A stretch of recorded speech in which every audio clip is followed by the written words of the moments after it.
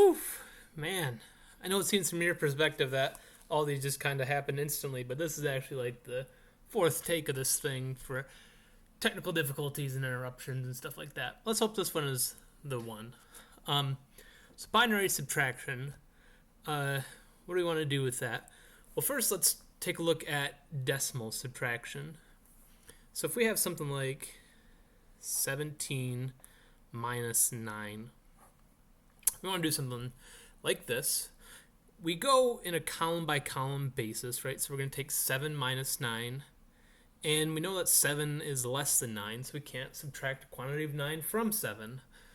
So that means we have to do something called borrowing, or from the next column over, the next most significant column, we take just one unit. In this case, we're taking 1, so we're taking 1 over, and so now we've got... so this 1 represents 10 of these units. So that means we're really taking a 10 over. Subtract 1 from this, it becomes 0. Now we've got 17, right? We got 10 plus 7 minus 9. So 17 minus 9, which I know seems a little goofy in this case because we kind of have the same problem we started with, but now we've got 17 in this column. So 17 minus 9 just comes out to be 8. And then we've got a 0, and this 0 here is implied, so we get a 0 minus 0. So we end up with an 8. Now let's look at this example in binary. I'll do a deep blue this time. So, or not the specific numbers, but let's just do subtraction in binary. So if we do something like 1, 0, 1, 1, ooh, I like that blue. And we've got 0, 1, 0, 1. Something like this. Let's do that subtraction. So it's actually reasonably intuitive to do this if we write it out, right? We've got 1 minus 1. Well, that's the same in any base, right? 1 minus 1 is a 0. 1 minus 0, well, that's a 1. Then we've got 0 minus 1. So we can't subtract 1 from 0, so we need to borrow from the next place here. So we're borrowing this 1. And what does this 1 represent relative to this? Well, this is, for every one of these, you get 2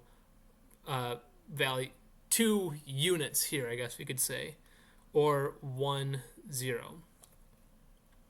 So now we've got 1, 0 minus 1, or 2 minus 1, which just comes out to be 1. And this, of course, since we subtracted 1 from it, we get 0, and a 0 minus 0 just comes out to be 0. So just like our adder, we want to be able to do this in a bit-by-bit fashion. Like here we need a 4-bit subtractor. And so there's no surprise that we have the ability to make a module for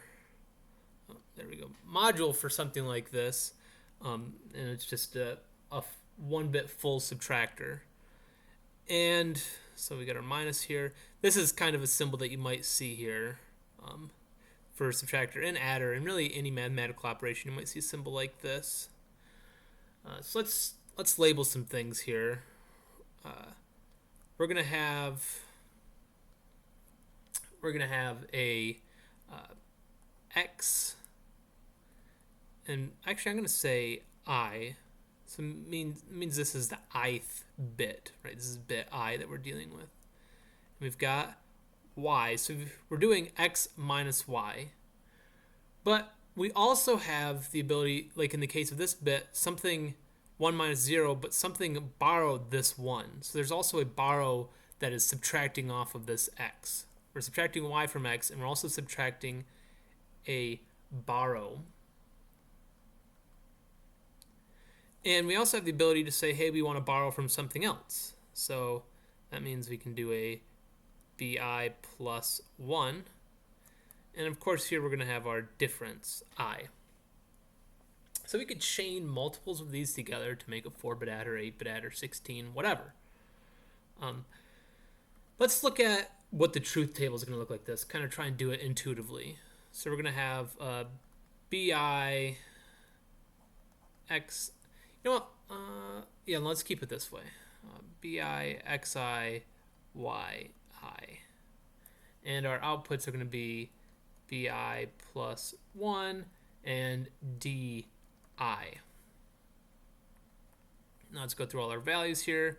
We got 0, 0, 0, 0, 0, 1, 0, 1, 0, 0, 1, 1, halfway there, 1, 0, 0, 1, 0, 1, 1, 1, 0, and 1, 1, 1. Now, just to remind ourselves, what's going on here is we've got the kind of the operation we're running is, let's go back to that deep blue. I really like that deep blue. So really what we're doing is x I minus y I minus b I. And then we're going to decide if we have to borrow and then what our difference would be. So here we've got 0 minus 0 minus 0, which we don't have to borrow, so we're going to say 0 there. And our difference is 0. 0 minus 0 is 0. Now we've got here 0 minus 1 minus 0. So we would have to borrow. So now we've got 2 minus 1. And 2 minus 1 just gives us a difference of 1. Now we've got 1 minus 0 minus 0. So we don't have to borrow. And our difference is just 1, right? 1 minus 0 is 1. Now we've got a 1 minus 1 minus 0. We don't have to borrow, and our difference is 0.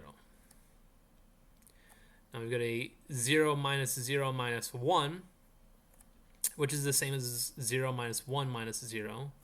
So we just know that we have to borrow, and our difference will be 1. Now here's the big one. We've got 0 minus 1 minus 1.